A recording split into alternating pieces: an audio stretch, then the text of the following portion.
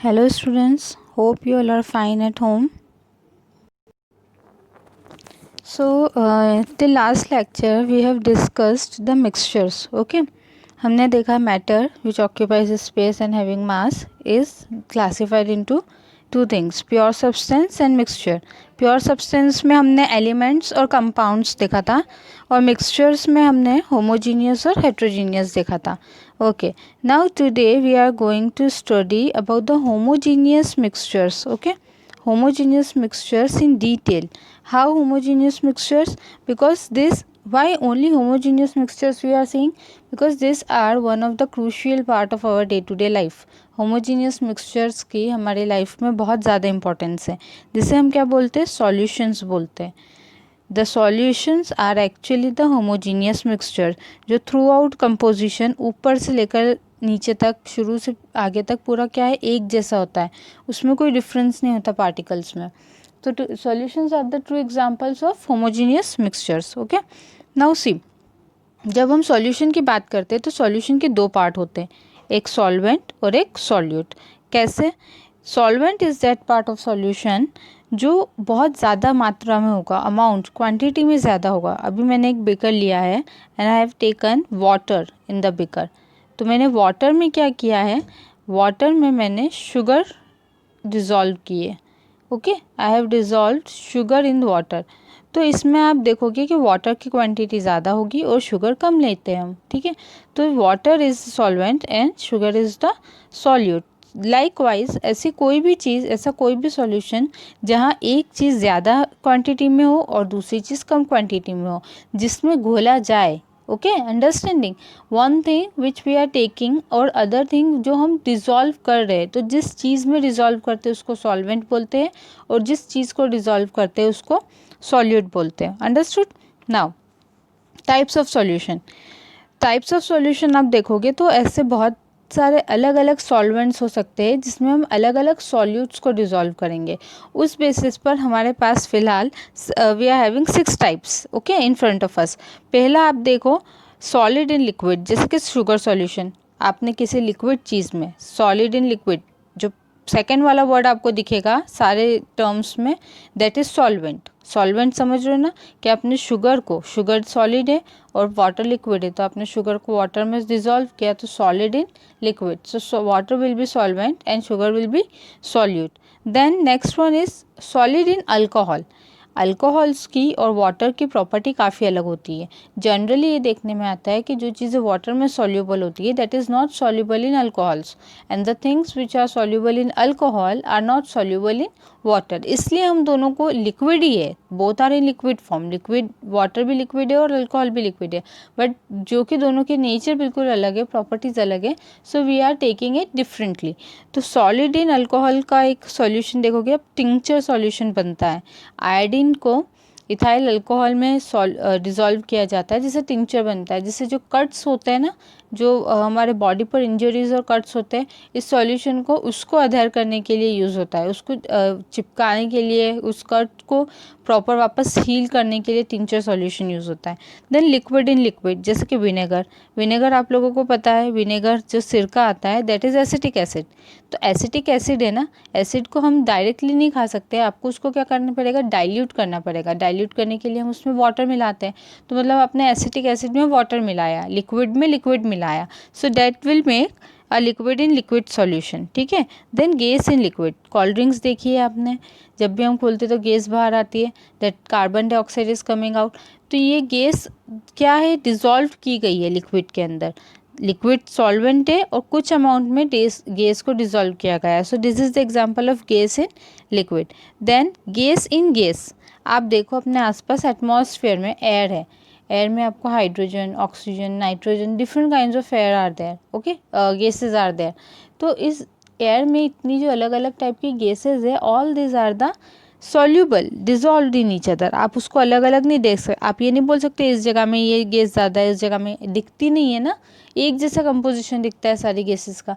तो gases are the, air is the example of gases in gases. Gas are soluble in gas. Okay, and then solid in solid alloys पता है आप लोगों को, brass वगैरह जो बनता है जिससे स्टैचूज़ वगैरह बनते हैं, एक सॉलिड मेटल को दूसरे सॉलिड मेटल में मिलाना उसको क्या बोलते हैं हम, अलॉयज़ बोलते हैं। होता कैसे है, लिक्विड फॉर्म में ही होता है। मेटल को पहले मेल्ट किया जाता है गर्म कर कर, फिर उन दोनों के मोल्टन स्टेट्स को मिलाया जाता है अच्छे से और नया मेटल बनता है नई प्रॉपर्टीज़ वाला। But after that it get solidify, तो इसलिए हम बोल सकते हैं कि सॉलिड को सॉलिड में मिलाकर हमने क्या किया, एक नया अलॉय बनाया। Okay, so all this are the example of types of solution. इसके अलावा अगर आपको टाइप्स ऑफ सॉल्यूशन देखना है तो हम on the basis of solvent भी क्या कर सकते हैं, देख सकते हैं। On the basis of solvent अभी मैंने आपको बताया कि कुछ चीज़ें क्या होती है वाटर में डिज़ोल्व होती है और कुछ चीज़ें अल्कोहल में डिज़ोल्व होती है, पर ज़्यादातर चीज़ें वाटर में ही डिज़ोल्व होती है। वाटर को हम जनरली यूनिवर्सल सॉल्वेंट बोलते हैं क्योंकि वो अपने आप में सब कुछ डिज़ोल्व कर लेता है, most of the things. So the solution which are made in water, जिसमें सॉल्वेंट क्या लिया गया है, वाटर लिया गया है, उसको हम क्या बोलते हैं, एक्वस सॉल्यूशन बोलते हैं। ठीक है, और ऐसे सॉल्यूशन जिसमें सॉल्वेंट अल्कोहल लिया गया हो या फिर वाटर के अलावा कुछ और बेंजीन या कोई ऐसा प्रोडक्ट लिया गया हो कार्बोनिक, तो उसको क्या बोलते हैं, non aqueous solution. Okay, now properties of solution, क्या क्या प्रॉपर्टीज है सॉल्यूशन की। So first one is see here homogeneous. बहुत अच्छे से हमने डिटेल में होमोजीनियस को स्टडी किया है, समझा है कि कोई भी ऐसी चीज़ जो आगे से पीछे तक थ्रू आउट कंपोजिशन एक जैसी हो।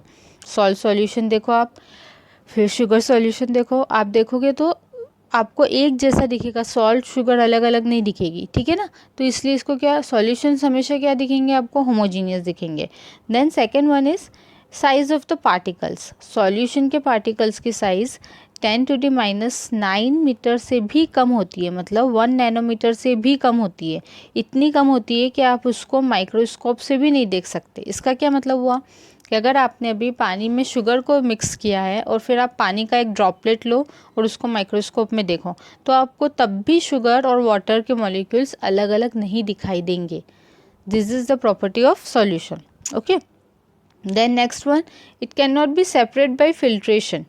फिल्ट्रेशन के थ्रू सेपरेट नहीं कर सकते हो, मतलब कि आपने सॉल्ट सॉल्यूशन को या शुगर सॉल्यूशन को सीव के थ्रू डाला, छलनी आती है, छलनी के थ्रू आपने उसको छानने की कोशिश की, चलो छलनी के उसके जो पोर्स होते हैं काफ़ी बड़े होते हैं।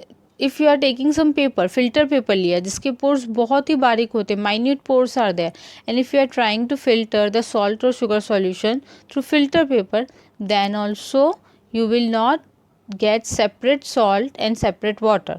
पूरा का पूरा सॉल्यूशन एक साथ वो फिल्टर पेपर से पास हो जाएगा। अंडरस्टूड, आप उसको डिफ्रेंशिएट सेपरेशन नहीं कर सकते। Then particles do not settle down, it is stable. अभी मैंने उस दिन आपको हेट्रोजीनियस सॉल्यूशन में सैंड इन वाटर का एग्जांपल दिया था कि जब आप सैंड को वाटर में घुलने की कोशिश करोगे तो थोड़ी देर तक क्या होंगे, सैंड के पार्टिकल गोल गोल घूमते रहेंगे वाटर में। ठीक है, and after some time it will get settle down. जब आप उसको हाथ नहीं लगाओगे, उसको हिलाओगे नहीं, तब क्या होगा, वो थोड़ी देर बाद सारे सैंड पार्टिकल्स नीचे बॉटम में जाकर बैठ जाएंगे। बट सॉल्यूशंस में ऐसा नहीं होता है। आप वहाँ हेट्रोजीनियस सॉल्यूशन में उसको फिर से ऐसे मिक्सचर में उसको थोड़ा सा हिलाओ, again it will come up, फिर से वो गोल गोल घूमने लग जाएंगे वाटर में। बट सॉल्यूशन में ऐसा नहीं होता है। एक बार आपने सॉल्ट या शुगर का सॉल्यूशन बना दिया और फिर आप उसको कितनी भी देर तक रखो, सॉल्ट और शुगर के पार्टिकल नीचे आकर सेटल डाउन नहीं होंगे। एक बार सॉल्यूशन बन गया तो वो स्टेबल वैसे के वैसे ही रहेगा। Okay, now next properties do not scatter beam of light. इसको आपको समझने की ज़रूरत है। इस तरीके से हम इसको ट्राई करते हैं कि आपके पास अभी एक बीकर है। ठीक है, बीकर में आपके पास वाटर है और मान लो वाटर के साथ इसमें सैंड पार्टिकल्स है, sand particles are there. Okay, अब आपको पता है कि लाइट स्ट्रेट लाइन में ट्रेवल करती है, light use to travel in straight line. पर क्या होगा in this case, what will happen now, क्योंकि यहाँ पर बीच में सैंड के पार्टिकल्स अड़ जाएंगे तो लाइट यहाँ तक आएगी and then it will scatter. वो क्या नहीं होगी, स्ट्रेट लाइन में पास नहीं होगी। Okay, it will scatter like this, light will scatter. क्यों, क्योंकि बीच में सैंड के पार्टिकल्स अड़ गए तो वो अपनी पाथ को चेंज कर देगी। But in case of solutions, जब आप सॉल्यूशंस की बात करते हो तो ये आपके पास वाटर है और इसमें क्या है, सॉल्यूट पार्टिकल्स जैसे शुगर हो गया या सॉल्ट हो गया वो घुला हुआ है और बिल्कुल भी पता नहीं चल रहा है अलग से आपको कि इसमें कुछ चीज़ डिज़ोल्व की हुई है, पार्टिकल्स अलग से दिख नहीं रहे। In that case what will happen, the light will pass straight through it. बिल्कुल भी आपको पता नहीं चलेगा कि लाइट स्कैटर हुई, सीधी इसके थ्रू पास हो जाएगी। जब स्कैटरिंग ऑफ लाइट होती है तब आपको लाइट दिखती है, पर जब इन this case light will pass straight, क्योंकि बीच में इतने छोटे पार्टिकल्स होते हैं और इतना होमोजीनियस होता है वो कि लाइट को कोई बैरियर फील नहीं होगा, ठीक है, it will pass directly. Now next concentration of solution देखेंगे हम। कंसंट्रेशन क्या होता है कि आपने कितने सॉल्वेंट में कितना सॉल्यूट मिक्स किया है। अगर आपने 1 ग्लास में 1 स्पून मिक्स किया है तो उसका एक कंसंट्रेशन बनेगा। आपने 2 स्पून मिक्स किया तो उसका कंसंट्रेशन और बढ़ जाएगा। फिर आपने और ज़्यादा 3, 4, 5 किया तो उसका कंसंट्रेशन बढ़ता जाएगा। What in this case what is happening, गाढ़ापन बढ़ रहा है उसका, ठीक है। और डाइल्यूट करना मतलब क्या, सॉल्वेंट बढ़ाना। मतलब अगर आपके पास अभी चाशनी बनी हुई रखी है शक्कर की, चाशनी कब बनेगी, जब उसमें बहुत सारा शुगर डालोगे तब। और अगर आपको उस चाशनी को डाइल्यूट करना है तो आपको उसमें क्या करना पड़ेगा, बहुत सारा पानी डालना पड़ेगा। तो concentration of solution depends on the amount of solute and amount of solution. दो तरीके से इसको आप देख सकते हो। यहाँ अमाउंट ऑफ सॉल्यूशन की जगह हम अमाउंट ऑफ सॉल्वेंट भी कर सकते हैं। अंडरस्टैंड हाउ, मान लो 100 मिलीलीटर ऑफ वाटर है, 100 मिलीलीटर आपका टोटल सॉल्यूशन है, उसमें आपने 20 mg शुगर मिक्स की। ये कंप्लीट क्या है, सॉल्यूशन का मैंने आपको बताया। 100 मिलीलीटर ऑफ सॉल्यूशन, पूरा आपका जो बिकर है उसमें 100 मिलीलीटर है और उसमें 20 mg शुगर मिक्स की। या फिर आप ऐसे भी देख सकते हो कि 80 मिलीलीटर में आपने 20 mg क्या की, शुगर मिक्स की। 80 मिलीलीटर क्या, सॉल्वेंट वाटर में। यहाँ आपका टोटल सॉल्यूशन कितना होगा, फिर 120 का होगा। यहाँ पर टोटल कितना होगा, 100 का होगा। तो या तो आपने कितने सॉल्यूशन में सॉल्यूट मिक्स किया है या फिर आपने कितने सॉल्वेंट में सॉल्यूट मिक्स किया है। ये दोनों क्या करते हैं, कंसंट्रेशन डिपेंड करते हैं, डिफाइन करते हैं सॉल्यूशन का।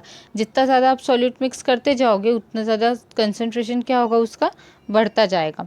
ओके, दो तरीके से आप कंसंट्रेशन पता कर सकते हो। First is mass percentage. Mass percentage मतलब आपने मास कितना सॉल्यूट लिया, कितने ग्राम, और कितने ग्राम आपने सॉल्यूशन लिया, उसको 100 से इंटू करना है तो परसेंटेज निकल जाएगा। कैसे, जैसे मान लो आपने 20 ग्राम आपका सॉल्यूट लिया है, 20 ग्राम्स, ओके, और आपका 100 ग्राम टोटल क्या है, सॉल्यूशन है। आप इसको क्या करोगे, 100 से इंटू करोगे। 100 को 100 से आपने कट कर दिया क्योंकि हम परसेंटेज निकाल रहे हैं, तो अब ग्राम हट जाएगा और 20%, मतलब आपके सॉल्यूशन का कंसंट्रेशन कितना आया, 20%। आई बात समझ में। अभी मान लो आपने अगर 50 ग्राम सॉल्यूट लिया है, टोटल 100 ग्राम का सॉल्यूशन था आपका, टोटल सॉल्यूशन कितना बना था, बीकर में कितना, 100 ग्राम, उसमें से 50 तो क्या है, सॉल्यूट है, तो आपका परसेंटेज कितना निकलेगा, 50%। मतलब कि आपके बीकर में 50% सॉल्यूट है और 50% सॉल्वेंट है। ओके, और इसके अलावा एक और जो होता है वो वॉल्यूम होता है। वॉल्यूम कितना है, मतलब अगर आप सॉलिड ले रहे हो तब आपको मास देखना पड़ेगा, पर जब हम वॉल्यूम परसेंटेज कैसे निकालेंगे, सेम जैसे हमने क्या किया अभी, मास परसेंटेज देखा। पर मास हम कैसे निकाल सकते हैं, सॉलिड हो, अगर हमारे पास सॉल्यूट जो है वो सॉलिड फॉर्म में हो तो हम मास निकाल सकते हैं उसका, है ना। लेकिन अगर लिक्विड फॉर्म में है तो लिक्विड में हम क्या कंसिडर करते हैं, वॉल्यूम। सेम वही वैसी तरीके से होगा ये भी। क्या आपने क्या किया अभी, जैसे 20 मिलीलीटर ले लिया आपका जो सॉल्यूट है वो, और 100 मिलीलीटर आपका क्या है, टोटल सॉल्यूशन है, और उसको 100 से क्या करोगे आप, इंटू करोगे। 100 को 100 से कट कर दिया तो आपका सॉल्यूशन का कंसंट्रेशन कितना आया, 20% आया। Okay, now you have to solve the questions along with it. आपके जो एक्सरसाइज के क्वेश्चंस दिए हुए, that questions you have to solve, I will give you. Okay, and if any doubts you are facing you can ask me. Take care.